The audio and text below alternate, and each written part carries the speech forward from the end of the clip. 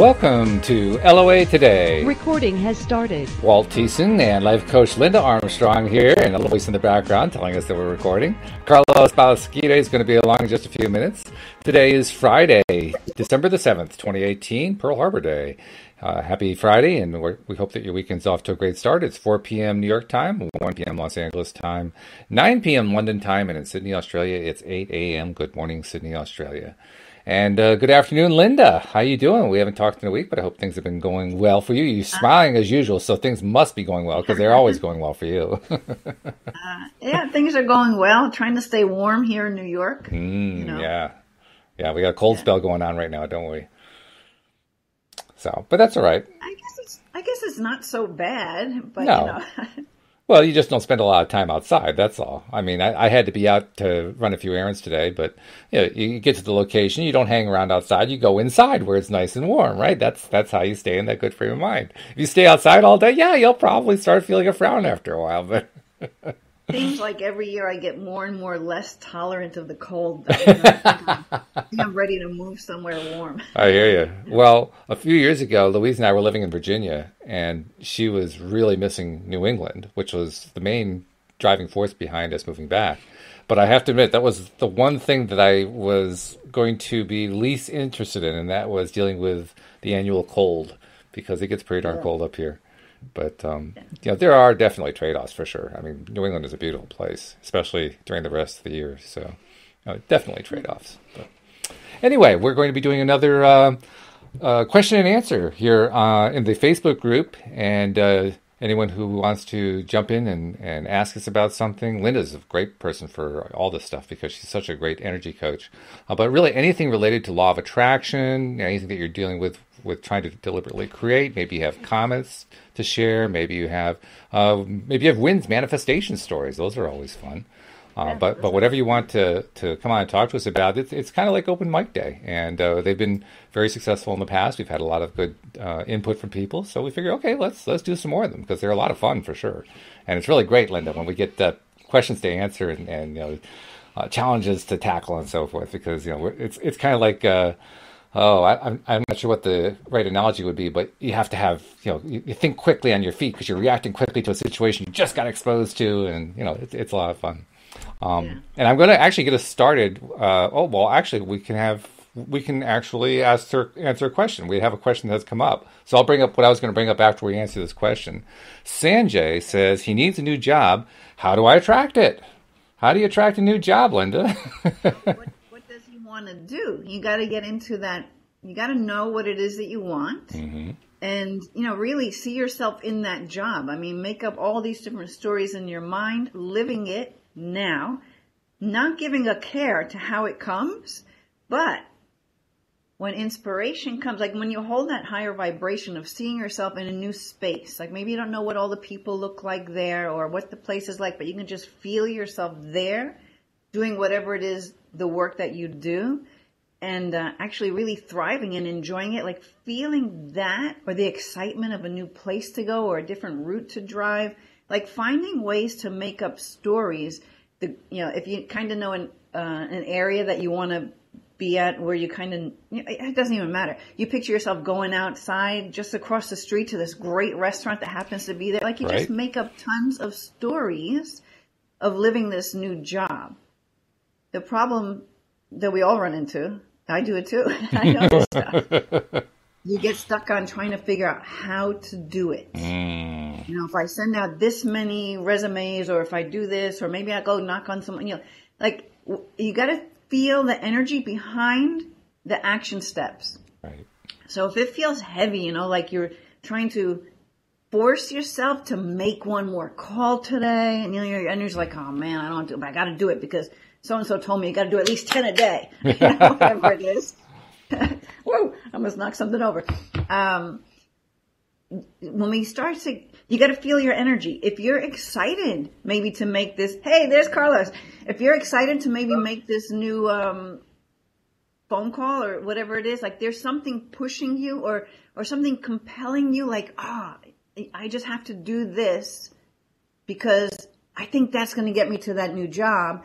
But there's like an excitement about it or like a higher energy. You just got to learn where your energy's at don't know if you can see my hands, feeling where it is. If it's feeling heavy and weighing you down, you're not manifesting that job. I'll just tell you. You're true. manifesting more not having that job. Right. You're manifesting more of not liking where you are and wanting to leave. Oh, and that's a good point. Find ways to love the job you're at right now. Even though you want to leave. Find parts of that job that you love, because you're going to take your junk with you to the next job. So you might as well find everything great and appreciate everything good about where you are right now, because that energy helps to keep you high. But then you add the parts that you would like to move on to as well, right? Does that make sense? Yeah, that's good. That's a good explanation. Let's also address the case, because we aren't really sure what his situation is. What if he doesn't currently have work? What if he's unemployed? It's the same basic principle, but you can't do it quite the same way you would do it if you already have the job, because, well, you don't actually have the job yet. Yeah, but you're going to have the job in your imagination. You have to have it. You got to live it already. It doesn't matter if you're employed now or you're not employed now. I just went on the assumption that you were, because you said you wanted to switch jobs, right? Oh, I don't know. That's what I heard. That's what I thought I heard anyway. You want to find a new job. He said he needed a new job. Yeah. He needs a new job. Yeah. Yeah. So just keep holding what it is you want to live, right? You gotta, I mean, little kids, we come here, we know how to do this. It's natural to just make up this stuff and have it just unfold. I mean, even, I don't know how old everybody else is. I'm like pushing 60 now, so I've been doing this a long time. When I was younger, there was no like fear of not having it. It just was like, oh yeah, this is what I want to do. Boom, done. But then as you get more responsibilities and things like that, and you have kids, and now you're responsible for somebody else, you start putting all this other kind of pressure and heavy energies on you, where it makes it a little harder to just be in that carefree place. So we need to pretend to be in that carefree place where you can make up, whatever. Like I've even done this with and I think I talked about this before. I've even done this with my appreciation journal, where I write about things that I appreciate. So like in the example of finding things you appreciate about your current job, you write it all down. Flip the page. On the back side, you write about all the things you love about this new job you're in. You're not there yet, right? But you're making up these stories. I've created a lot of stuff that way. Yeah, sure. And even though I know this and I teach this, I forget to do it sometimes. And then I realize before, when it's like, not that it's too late, but when I'm already kind of sunken into an energy, I'm like, wait a minute. I am totally creating what I don't want. We all do it. We all do it. But to have the presence of mind and be like, what the heck was I really thinking? Was I thinking I was going to have that? Was I thinking it's so damn hard to get that? So it's different energy. Absolutely. Also in the topic of switching jobs, I think it's important to also realize that it's okay to take one step back in order to go forward. So I think a lot of people get stuck on, I want to switch to something, maybe something completely different, but it's like, well, I'm going to take a little pay cut, and then they make it, they find all these reasons not to do it. And it's like sometimes, that little step backwards in pay is 2 steps forward in happiness, or is 2 steps forward in, your trajectory. So don't get too stuck in, look for those opportunities that the universe is trying to give you that are not only monetary, right? There's a lot of different things in a job or in a career that are worth looking at. And so that feed your soul.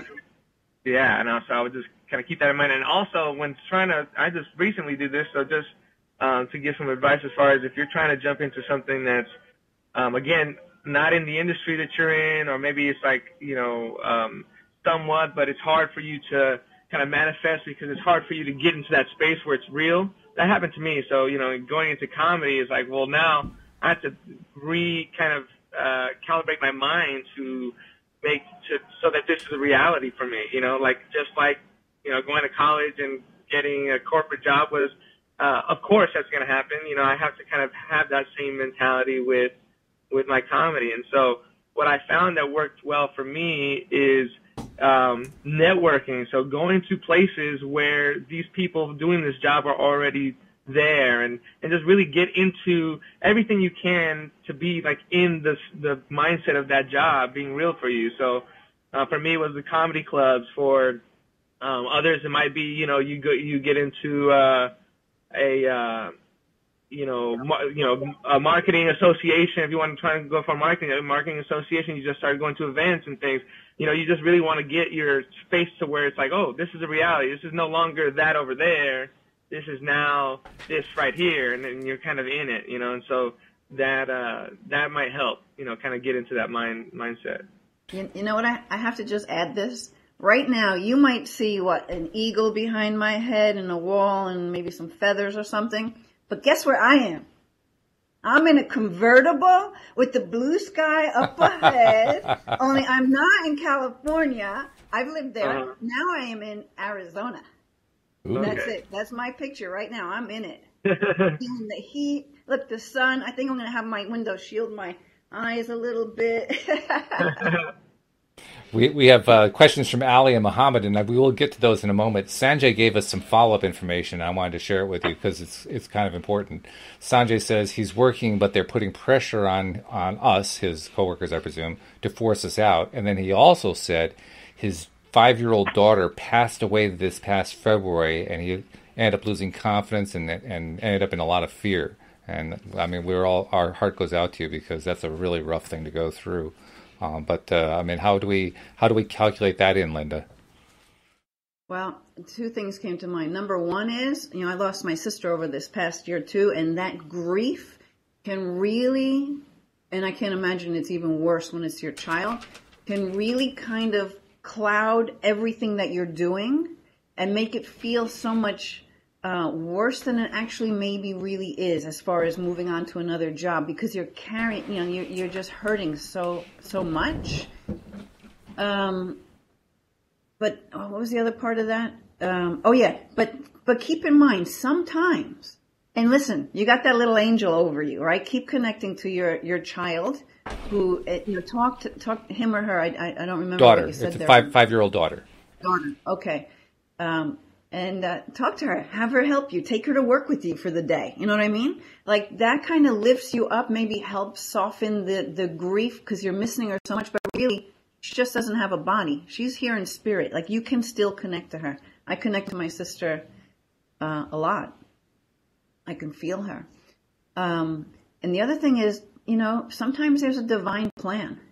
And sometimes big things like a death in the family or something shake things up so much, and you start finding yourself on another trajectory. So even though you might feel like your company might be pushing you out, maybe there's some kind of, just consider this, soul plan or some other direction that you're meant to take. So maybe don't hold resentment towards this feeling that you're being pushed out, and look at, well, if I am being pushed out, what would I love to do? Where would I want to be? And start creating that story once again of the outcome. Live it as if it's already happened, like we were just speaking about. He's saying, thank you. You guys are great. So I think your commentary helped a lot, Linda. That's fabulous. Okay, good. Let's bring in another question. Allie, let's see, I think Allie was next. Yes, Allie was next. She says, how do you let go of fear? And that's a big one for a lot of people, too, because fear is really the basis of every negative emotion we have. So it's a good question. Linda, how do you let go of fear? Can I go to that one? I'll tell you what I do. Okay. I go to love. Fear and love cannot exist together. They just can't. So it's easy to hold the energy of fear. And we know the energy of love, but we don't always know how to bring ourselves there, right? So I would do anything in my power, and I've had to do this over this past year, to bring myself to that energy of love. And sometimes if you feel you can't actually do it for yourself, but you can do it for others, right? So you just start sending love. You start sending love to your family members, to your friends, to your dogs, to the trees on your yard, to your house. I send love to my house. Just send the energy of love. Because even by just imagining, okay, whatever the energy of love is, you might be like, yeah, well, how do you do that? You just send it. Love knows love. So you feel as if you can drop into your heart, and you just tell the fear, listen, fear, I see you. I'm just not going to hang out with you. I'm going out to this love area. Okay? It's just a dialogue within your head. You know what else I'll do? I'll share with you something that's been helping people I'm working with over the past week or so. I don't think I've mentioned it to you guys before, but in working with someone, I had this visual about these, like, now I call them angel pills. Angel pills? Angel pills. Okay. So there's like an app you can get on your phone. It's called, I'm going to find it. It's called MediSafe. MediSafe. And you can schedule out, like, when you take your medication. So for people, I don't take medication, so I didn't know about this. But this one person I'm working with had this app and would use it for certain medications they had to take, and they're trying to wean themselves off of all that medication. So, and this person's also had addiction trouble in their life. So while I was hooking up, working on him and his, coaching and healing, I had this visual come in. Like, I was seeing these, like, beautiful, sparkly pills, white pills, dropping into his mind and just calming all that mental chatter, right? And then they started to take on wings. Like, this is a visual that's just coming to me, because a lot of times I get things either through visual or feeling sensations. And I'm seeing, like, all these little sparkly pills with wings, like angel pills. So I'm like, all right, this is pretty cool. And I've been sharing this with, like, everybody I'm working with now. I had a meditation group today, and I've got all these girls hooked into it. So when something's, so the fear is there. So you know what you do? You're gonna take yourself a little angel pill. You take as many as you want. Now these apps, they tell you how many, you put in there, I need to take 2 pills of this or whatever, or 3 puffs of that. So I saw puffs, and since I meditate and I know that your breath always takes you there, I take 3 puffs of angel pills. That's the way I look at it. I love it. three times a day. It goes off at 11, at 3, and at 9 p.m. And I hear the app. It sounds like you're shaking a pill bottle. That's the sound, the alarm sound. So that goes off, and I'm like, okay, I got to stop everything. And I take 3 slow, easy, deep puffs, breaths of all these angel pills with the wings coming in, not just into my mind, into my whole body, like into all the cells of my body. Try that visual if you don't know how to bring yourself into that energy of love. Because I think if you start imagining that you've got angels dropping love all over your body, you might be able to take yourself there. And again, I'm going to stress this. So some people could be listening to me right now and say, yeah, she's off her rocker. She's making up stories. Yes, because that's how we create, through our imagination. And that's what the kids can teach us. So if you're around little kids, you gotta look at them, because they know how to create. They know how to use their imagination. They know how to make up. I mean, when they're the firemen, they feel like they're the fireman. Absolutely, right? Yeah. They're the teacher, or they're pouring tea for their, like they're cooking with their Play-Doh, but they're cooking. They're Right. not just moving Play-Doh around. Right. They're cooking.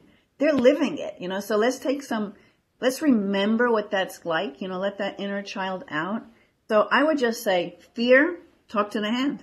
Sorry, I'm not buying that story. I don't like the way it feels. I love that. Well, sometimes, yeah, I dropped out and got back in, and Muhammad had mentioned, I think it was, that he felt like he was getting pushed out of his job. I remember That was Sanjay. Yeah, Sanjay. Sanjay, I'm sorry. Yeah. Well, I went through that exact same thing, and it's funny that you bring that up, and I talk about this all the time, and I shouldn't have been there anymore at my job. I should be where I'm at now. And if it wasn't for that experience, I had a very difficult boss, and everything was great, and he came in 2 months and just turned my life upside down, right? And it was obvious, that I was being pushed out, and at the time I was struggling against it, because I just, this is where I'm comfortable. This is where this is where I've been for a while. This is the job that I've been at. And so you fight to stay in your comfort zone. But really, if I think about it, without that, nudge situation, without that nudge, I would be, living my mediocre life still. Right. And just kind of going through those motions and really and being okay with not really get anywhere. And I feel like a lot of people get there. So sometimes look at that as not a negative. Like it's, you're being pushed out maybe because the universe has something else for you. It's planned for you. So you're, you know, I've been at this job, you gave it. And again, never look at it with ill will. Like you gave them, you know, what you could give, and they gave you what they could give from, you know, it's just like anything. It's there for lessons, and then, you know, you kind of move to the next thing. And so, you know, I would just kind of keep that in mind. That's very good. Yeah, that's right in line with what Sanjay was experiencing. And Linda, Right. I loved your explanation to Ali about how to deal with fear. I would echo everything you're saying because you said it better than I could. I would also add one thing, and that is to remember that you can think of fear as if the letters FEAR were an acronym that stands for false evidence appearing real, which is what fear is 95% of the time. It's pretty rare to have a saber-toothed tiger, you know, chasing us through the woods, and that we have an actual fear to fear. We have an actual, you know, fear of being killed or something like that. Most fears are in our minds, and that's it. They're just, you know, false evidence appearing real. And if That you would think of be it, actual fear as opposed to what you just described. right, and most of the fears are in that that it's in our mind category. Well, because of that, that's where the various things that Linda you were recommending are so effective, because if you keep in mind it's all false, all that stuff that seems like real evidence is really false. It isn't actually there except it's in my mind. And then you start doing the things you talked about, it pushes all that out really, really quickly. So all the things you were describing was a great way to just push it out of the way. And if you recognize in advance that fear is, in most cases, false evidence appearing real, it just makes it easier to sweep it right back out of the way. You know, and I want to just add to that too, is that subconscious mind is filled with all this past experience. So it's a lot of stuff that's coming in that is not happening now, that is adding to it and making the story maybe something that it isn't. Right. Because you had this experience when you were in third grade and they didn't want you to share their toy and they pushed you out. Like, you know what I mean? It seems silly, but it has a big emotion attached to it. It has energy. So there's ties to this past time or past experience where maybe you felt pushed out or something felt unjust or unfair. All of that stuff is like, we have an opportunity now. And it comes up and it's going through your head, even if you're not aware of the actual what everything is. It's just mind chatter that makes everything bigger. You ever notice how if something happens between you and someone else, and the story could have been this big, right? But you go home and you're playing it in your head, and then you start adding bits and pieces that didn't even happen, but you're making the story so big, and then you want to tell everybody, but do you know what that person did to me? And blah, blah, blah. You're building so much because that's all that old subconscious stuff coming in feels real, but it's just expanding. I hope I'm getting this across. It's just expanding one bit of something into a whole bunch of something else that doesn't serve you. So you want to have like mindfulness, and look at it exactly as it is, without all that stuff, as much as you can. So look at it and like, all right, yeah, this doesn't feel good. This doesn't feel just. But you know what? What is it within this that could actually be for my benefit? So start to look for those positives, you know? And a lot of times, like Carlos was saying, he didn't see it when it was actually, he may have, but not as much as he can see it now. Right. How this is for his benefit, right? We always have that. Like looking back, it's like so easy to see how that served you. When you're in it, it's hard. So that's why you want to really try and always bring yourself into the here and now, present, and not like mind stuff that's bringing up past experience. So, and two things. So adding on to the fear thing, first off, like Walt said, the fear is most of the time way worse than the actual event, right? You get through it. Oh, it wasn't that bad, you know? So just keep that in mind. It's number one. And number two is, I think that we also get into this, and I don't know where this has come from, but like, I heard somebody say this to me once when I was talking about, being afraid or being nervous about something, and that's why I didn't want to try it. And then he said, well, who says that everything's supposed to be comfortable or everything's supposed to feel good? And I said, that makes kind of sense. Like, not that, it's okay to be uncomfortable, like just know that going into it. It's okay to not know. It's okay to have that uncomfortability, because that's, really, if it scares you, it should be for you, because that's where you grow, is really, again, and we talk about getting out of your comfort zone and those things. And, so yeah, if it scares you a little bit, like that's usually a good thing, that's, you're outside of, it's just because you're outside of what, you don't know. Just imagine your first day at work, right? There was that a little bit of anxiousness, and you just don't know, because you don't know the people, you don't know the processes, you don't know anything. And so, yeah, it's scary, but you got through it, and you were able to, now be effective at your job or whatever. And same thing with everything, just your first date and your first everything, all those things are scary in their own way. But you did them anyways, right? And so just kind of, remembering that you have that resilience, like you can stare at something in the face that's scary and do it anyways, because you've done it, before. So. Well, Carlos brings up a good point, because most times before an expansion, there is this fear of moving into that next part of you, like if you can look at it this way, wow, I have fear. That must mean something really good's coming. Right. Sure. Right. Let's flip it around. I'm a little nervous about getting out there. I remember I used to have a radio show, what was it? Live LOA on Blog Talk Radio years ago.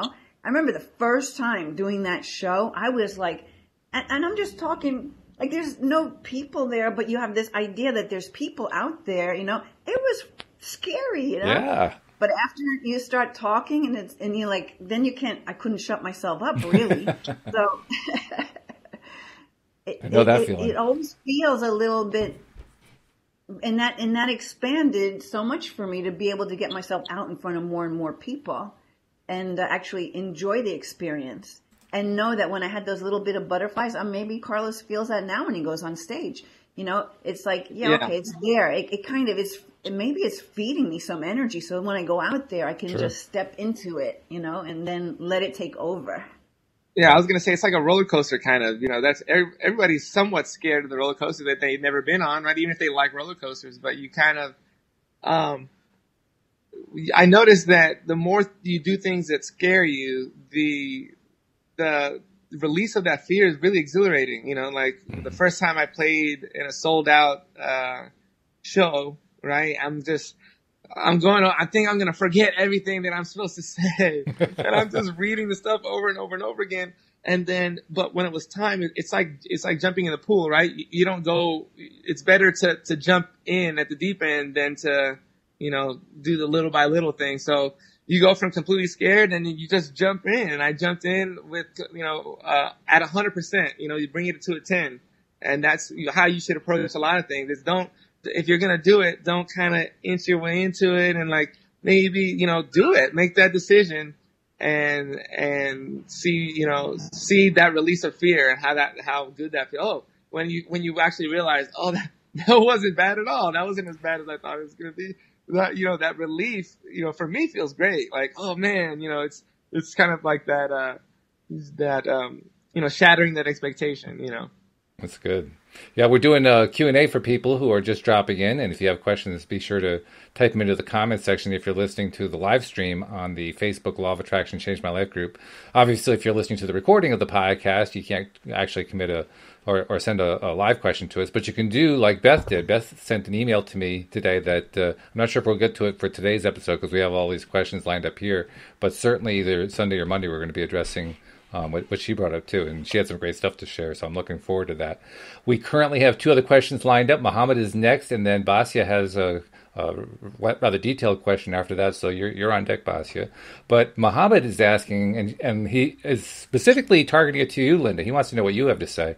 Linda, do you agree with the great law of attraction teacher Michael Lozier that it's the absence of doubt that will bring your desire faster? What do you think? Sure. Yeah.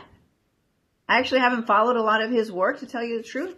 But absence of doubt is certainty. It's putting yourself there, like we were talking about before, knowing the outcome is in alignment with what you want, because you're the master creator.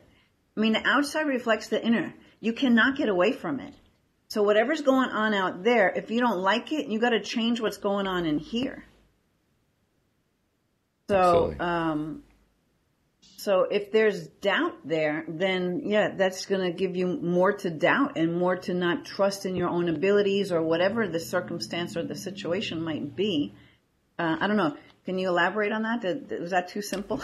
No, I think that's right. I think you're right on. I guess the only elaboration I would give is doubt is one of the negative emotions. Anything that you're feeling negative about, whether you're feeling fear or anger or frustration or doubt or boredom or hopelessness or whatever it is, they're all going to be various levels of resistance associated with those things, and that resistance is going to slow things down, make it slower or possible to have the things show up. So when those negative emotions are absent, of course, yeah, you just removed all the resistance. All of a sudden stuff starts showing up.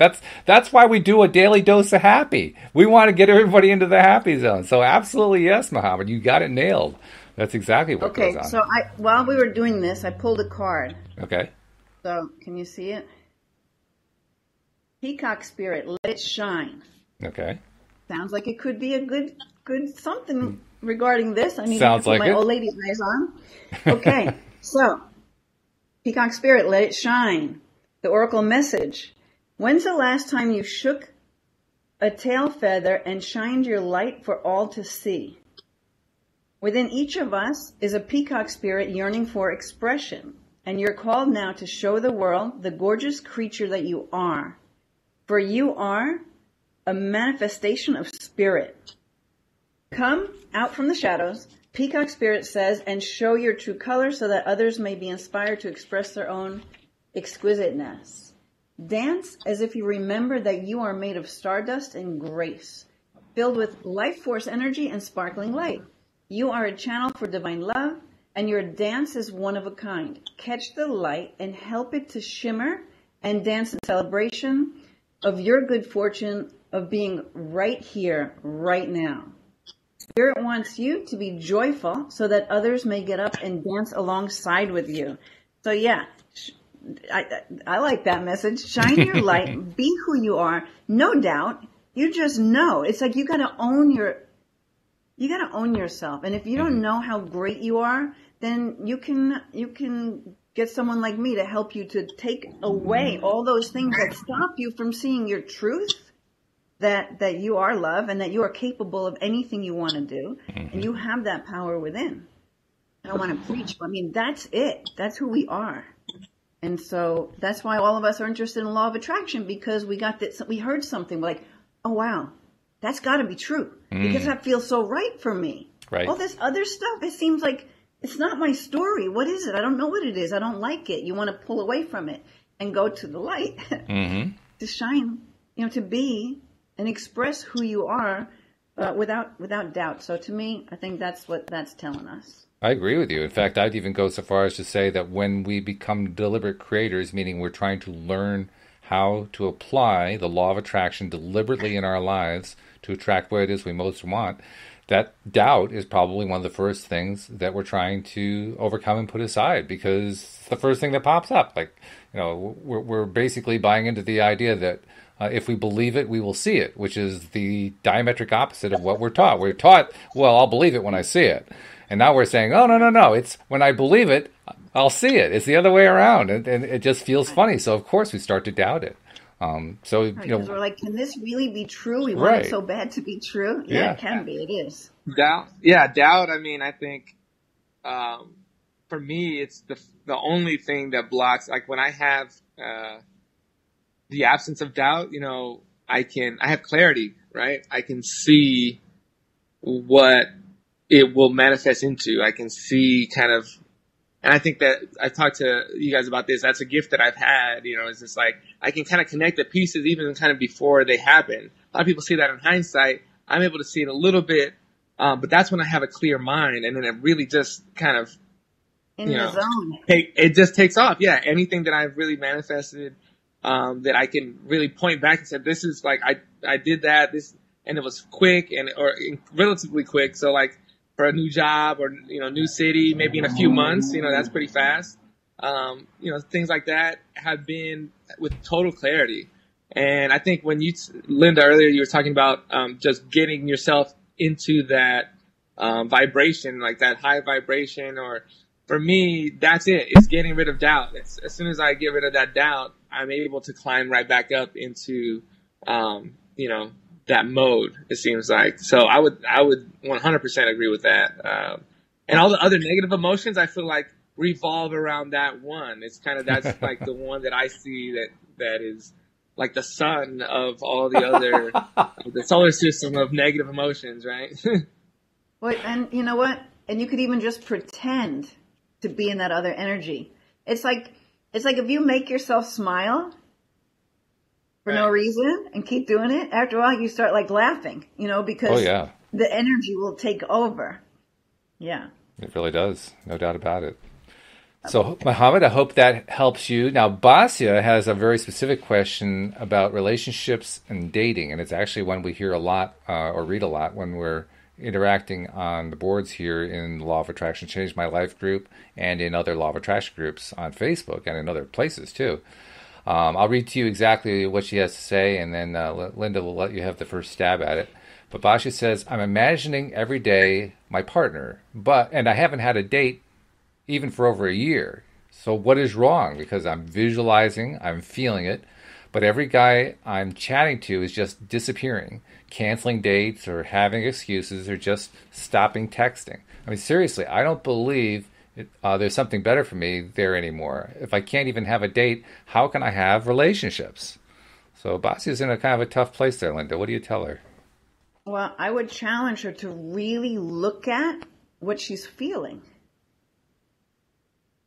So when you're contemplating having a date or meeting someone, like really have to check in with what are you feeling in your body? Are you feeling like, yeah, I mean, he's right there. I feel him. He's right. He's like down the block somewhere. Or are you feeling like, I mean, you really have to look at it because you can fake yourself sometimes and not realize what the vibration is because it's all about the vibration that you send out. Are you more focused on, it's just not happening for me? I mean, everything you just said right now is how it's impossible. It's not happening to me. I'm doing all the stuff that they say I'm supposed to do, and it's still not happening. I have to say the only reason it's not happening is because you're more focused on it not happening than you are in believing and even faking until that you feel it, that it's happening. I would go to sleep every night conjuring up some dream about being on a date. I'd wake up in the morning and I would do the same thing. The first thing before anything is I would pretend to be on a date. And I would actually feel, and maybe you got to go back in time to feel times when you had great dates. Bring that energy back in. Spend as much time as you can really feeling it. I would have to say that's the missing element. The thoughts, the pictures, they might be there, but what is the feeling that's behind them? Right, because she said there was a feeling, but she wasn't specific about what the feeling was. So, yeah, it's a good point. Really look at it. Really look at it. Or think bigger, too. I think sometimes we try to manifest dates. And it sounds like you may be going on dates, but then later on they're not calling or but so maybe manifesting not only dates, maybe manifest those qualities that you're looking for. Maybe that's, and maybe you are, maybe that's, a lot of times divine timing is, I talk about this all the time is, you may be, this happened to my sister. She was, she's a successful, an optometrist, and she was, she's trying to do that. But I then saw her career taking off, and then she got an opportunity to move across the state. And so it's like, again, sometimes things don't happen right now. It doesn't mean that they're not happening for you. So maybe there's other things that, you wouldn't be able to do or have, or there's things that are happening in order, and they're kind of in the order of your best good, I think, but just, I would say tend to kind of think about those traits and think about the kind of person that, you want to attract, instead of necessarily thinking about, attracting dates. That bigger thought will allow you to kind of grab, the universe to kind of grab onto more and bring you more. Yeah, it's good. So, what I was just saying, right? I pull as we're talking about that. I pulled a card, and the card is. Am I big on the screen? Tell the truth. Yeah.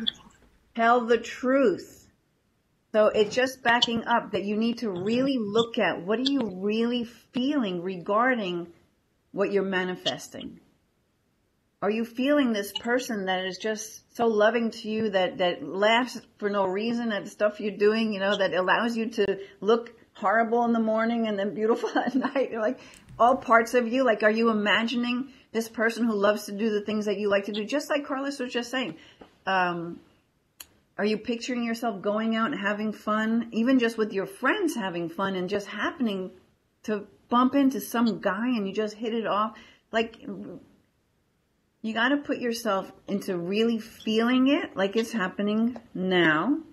And with all that you've been doing, really look at it like you're looking through your heart's eyes and say, am I really being loving to myself? Do I know I'm worthy of being loved? Maybe it's a self-love issue, but you want to just look at what you're actually putting out there.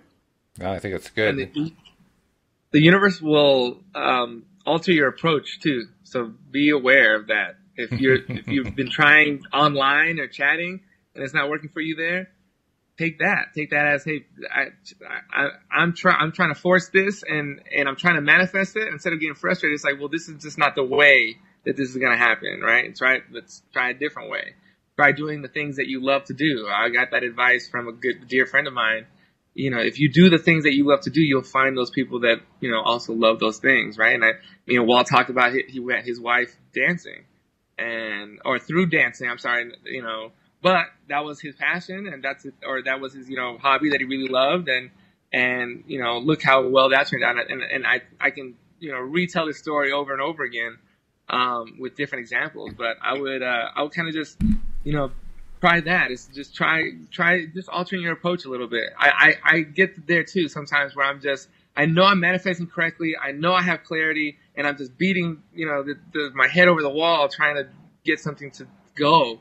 And then I step back, I take, a little step back and I say, oh, well, this isn't the only way that this can happen, right? It's like, oh, let me just try. And in taking action, right? And taking these different actions, trying different approaches, that's where the universe starts to work and it'll let you know, so, oh, this is working really well that I didn't even, realize before, so kind of listen to the universe as it talks back to you.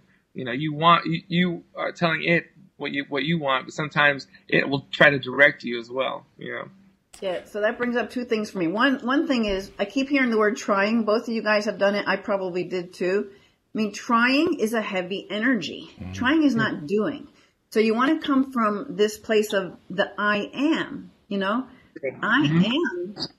I am capable of bringing in the perfect guy for me or whatever it is. I am capable of being like, I am lovable. I am in a beautiful relationship with a guy I really get, a woman I really am so drawn to. Like, take the struggle out. Again, it's connecting to it's already there, right? I am, you are. And one other thing is, and we talked about it before, I'm sure, I don't know if you guys share law of attraction this way, but the universe knows one word. That's one true. Word. Yes. Yes. Universe knows one word. Yes. It's so hard to find a nice guy. Yes, it's so hard to find a nice guy. I'm really trying everything I know how. Yes, you are trying. Mm-hmm. No, I am doing this. I'm manifesting this guy into my life. Yes, you are manifesting this guy into your life. This new job, it's right there for me. Yes, this new job is right there for you. It's so hard to find a job. So yes, it's so hard to find a job. Whatever it is. Yeah, that's right. That's right. By the way, Basia is taking the truth card to heart. Tell the truth. She's taking that to heart because she followed up by posting, my ex left me feeling so low in self-esteem. I'm not having any friends. So she was being truthful. She was also basically playing into what you're saying, Linda, that the universe keeps saying, okay, you don't have any friends. Yes. Okay, you don't have low self-esteem. Yes, I agree. You have low self-esteem. And you're absolutely right. That I went through that. I've told the story before, but I went through a period of about 20 years before I met Louise, in which I had one bad deal after another with trying to meet women. And I never had any of the relationships working out. They were all, it was one after another where it's like, oh God, here we go once again. I thought there was going to be this good connection. It's just going to fall apart. And what I didn't realize is that all that time I kept saying to myself, usually in my head, yep, here we go again. Another relationship that's going to fall apart before it even gets going. And sure enough, it would fall apart before it even got going. I was sabotaging myself. I didn't even know I was sabotaging myself. I thought that I was actually out there trying to meet women. But no, what I was actually trying to do was to meet women so that I could convince myself that it wasn't going to work out. Right. Well, I think that, now after listening to her comment, I would say really fix your energy first, right? Like, fix you first. So that's a big thing because I, again, just to give some advice, I went through the same thing, and my energy was, and I was vibrating at such a low energy that really nothing was happening for me. My job, everything kind of was like, when it rains, it pours, right? Or that's what the saying is. And that's because we're in a bad energy. And so, of course, other things are going to follow. So I would say, like, do things, again, doing things that you can control. Maybe exercising, maybe take a walk every day, getting sunlight. I do that where I go take a 30-minute walk every day in the sun, or if you're into fitness, exercising, or eating better, or taking care of your body, doing yoga, meditating, do things really that serve you, and you'll feel better. When you start to exercise and you see that you're a little bit more fit, you feel better, and you feel this confidence, and now you're vibrating at a higher level, and then when you go to talk to these people, then you're also attracting to people at a higher level. The reason you're attracting people that are flaking on you is because your energy level, it seems like it may not be where it should be to attract, the person you want to be with. Because if you're still holding on to some stuff too, then even if you do find somebody, you guys have a good starting off thing, in a year or so, it's going to come back like, oh, I didn't deal with this stuff that I needed to deal with.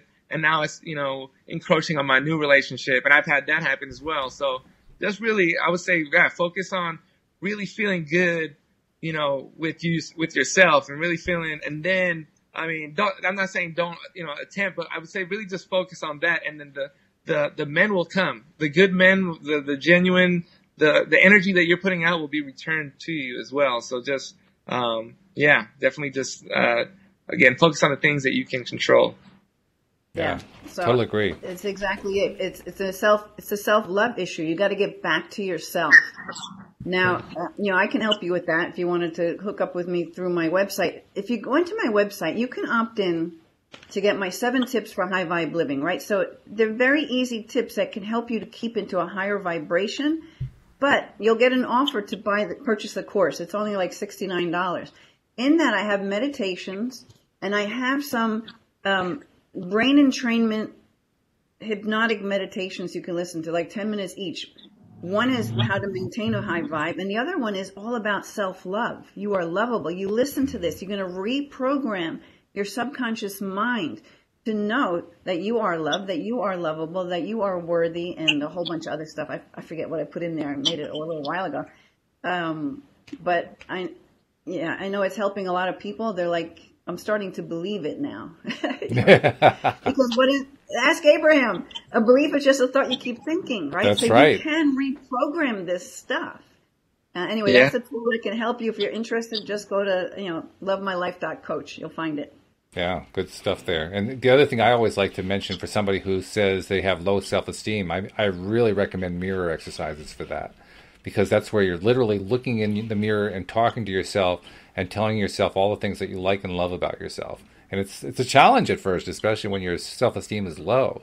But if you can stick with it for even just a few days, if you can do it for 30 days, it's great because you're going to get the best result. But if you can stick with it for at least a few days, you start to feel a little bit better about yourself. And then as you start to feel better about yourself, you start putting out a different vibe. And so your experience starts to change maybe a little bit. Maybe not enough to get the boyfriend yet, but it starts to change a little bit. And then you keep after it. Because like Linda was saying, you have to repeat it. You have to do it over and over again. You have to keep thinking the thought. And as you keep thinking the thought, your vibration increases. You get into a better place. And then all of a sudden the day comes where this guy shows up and you say, what happened? What happened? How did that happen? Yeah. You know, another thing about what you were just saying with the mirroring exercise, it just also brings up the Masamuro Emoto's hidden messages in water study, because watch what you say to yourself, because you're 70% water. So when you're putting yourself down in your mind, you're actually creating more of that for you. So if you start beating up on yourself, you need to soften the blow and say, all right, so I messed up, I'll do better later, next time, or, you just find a way to talk more lovingly to yourself. So start paying attention to what you're actually saying to yourself about yourself. And then when you notice that you're very hard on yourself, well, start being more loving to yourself. Yeah, well, the more you can be loving to yourself and love yourself, the easier then you can welcome that in from outside of you. I've been talking a lot with co-hosts this past week, especially about how we have this tendency to be really rough on ourselves. And I don't know anyone who doesn't do it. Everybody I've ever met that I can ever think of in my life, in some way or another, is rough on themselves. And boy, oh boy, it's the most important thing in the world to learn, to be nice to yourself. But it's very easy to switch. As soon as you start paying attention, I was amazed when I learned about this at how much I beat up on myself. And so then I started noticing it. And every time I would say something, oh, you idiot, how could you do that again? You did it. I would how many times have we said that? And I'm like, oh, it's okay. Okay, so this time you're going to get it. I would just change the story to where, as if I was talking to a little kid, instead of beating up on them, encouraging. So you start saying more encouraging words to yourself. And you'll be surprised how you actually stop beating up on yourself. And then when you do, it's like a big shock. Like, oh my God, I can't believe I did that. I haven't done that for months. You can really change it just by paying attention. I think also to that same point is, and a lot of people forget about this part of it, but watching what the questions that you ask yourself, because your mind is a very powerful tool. So it will always come up with an answer. So if you're asking bad questions, you're going to get bad answers. So if you're saying, why does this always happen to me? You'll get an answer. They won't be true. Oh, because nobody likes you. Oh, because, you're not good enough. You're going to get a lot of answers, but that's a bad question. So you're going to get bad answers. But if you instead ask, what is this teaching me? What is this situation, teaching me or what can I get out of the situation? Or your brain again will find the answer, but that's a better question. So then you'll start to, even if it's not, very apparent, you'll start to really deep dive and your mind will find it. Oh, because, having this bad boss and that's trying to push me out because it's going to teach me patience. And maybe, I'll need this patience, for the caliber of job that I'm going to get next, with dealing with more people, with more money, with more important clients. Maybe it's, so just again, this not to be long-winded, but really focus on those questions as well. And when you're trying to get, motivation, asking yourself good questions is also a good way to get, the other way, positive. And by good questions, I think you mean good feeling questions, right? Questions that feel good to you. Well, I just meant good questions. I just meant good questions. So, like, for instance, instead of, I don't know, or telling yourself, why don't I know what to do with, my career or whatever? Instead, what kind of skills do I have that would be great in this career? And then your brain will rack itself and you start getting confidence. And so it's like, it's a good question, right? It's a question that will beget good answers, right? And helpful, that are productive and for you, instead of that are going to kind of, bring you backwards. You were going to add something, Linda? And don't forget to talk to your guides and angels. I'm just going to put that in there. Yeah. You got help in the spirit world, talk to them. Even if you don't even know they're there, whatever, just start a dialogue, ask for signs, and you'll be surprised. We've been told more and more times than I can think of that the support that we get is true support. No matter how you think of it, whether it's from inner being or guides or angels or God or whatever you want to think of it, the support is always positive support. And so we just have to accept it that way. If we're willing to accept that they're in it on our side, then the answers will start to make sense. The feelings, the intuitions, the nudges will start to make sense. And the only thing I might add is make sure that you're listening to the nudges when you're feeling better. Try not to pay too much attention to the little signs that come your way when you're feeling down, because very often you're ending up misleading yourself when you do that. But pay more attention to what you get when you're feeling better, because those are the signs that are more reliable, at least in my experience. I mean, Linda, maybe you have a different experience on that, but that's what I find. No, I go with that, because while we were talking, I was playing with cards, and a card fell out before, and it was this card, man holding a coin. And I thought, well, I don't know how that's even appropriate. Maybe it just fell out for no reason, right? Just now while you're talking, I'm like, let me cut the deck, see what card comes out. Maybe I'll just close with a card. Man holding a coin. So there's got to be a message in here for somebody who's going to be watching this. So I'm going to read it, okay? Okay. So I'll show you the picture again. The women in my meditation groups, we always joke because it looks like Fabio, with the All right, so it says male connection in money, health, or value. This card shows a man sitting in a lushly flowering field holding a large bright coin. For men, this could indicate an aspect of yourself and a readiness to further your goals and receive increased health, money, or value in your life. Greater success is on its way when you take control of your own finances and act. This card upright could also reveal the assistance of a financial advisor or healer whom you already know or are soon to meet. This man is helpful and may bring sage advice concerning the action you need to take next. Be open to this person showing up with support, but always turn to your own intuitive guidance to weigh the information that you receive.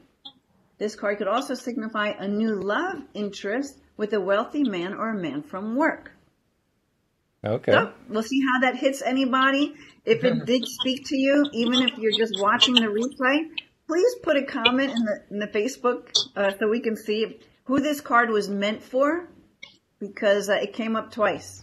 I think it was meant for a few people. I mean, I can think of some people who asked questions, multiple questions that card would apply to. So. And even the first part, I think, Carlos, for some of the stuff that you're working on, Yep. Yeah, no, absolutely. I think hopefully I'll find a sugar daddy at work here. Fingers are crossed. Well, it also makes me think Basia, who was looking for the right guy to come her way, and it made me think of Sanjay, who was looking for a new job, and it could apply to either one of them easily. Right. So, yeah. Right. Well, this has been great. The only sad part is we're kind of out of time. We're running out of time here, but we want to thank everybody, first of all, who's been asking questions in the Law of Attraction Changed My Life group. Thank you so much for coming in and sharing what's been going on in your life. We hope that we've been helpful. I think we have, because we've been getting some really positive comments, thank yous, and so forth from all the people who are asking questions. So you're welcome. We're glad that we were able to help you. And Carlos and Linda, I hope you guys are going to have a great weekend, and we'll be touching base in a week or so. I like this Q&A stuff. It's good, isn't it? It's fun. It's fun. It kind of keeps us on our toes. We have to answer quickly. What comes snapped to the top of the head and so forth. And maybe by next week we'll have another batch of questions. Wouldn't that be great? That'd be great. It'd be fantastic. And Carlos, I don't know we haven't had a chance to chat like we normally do because you came in after it. But we hope that the latest career moves are working out. You have to tell us about it sometime. But keep up the good work. I'm running around manifesting my reality here. So all right, go for it. Yeah. Woo. All right. So thank you all for listening, and we'll see you all next time here on LOA Today. Goodbye, everybody.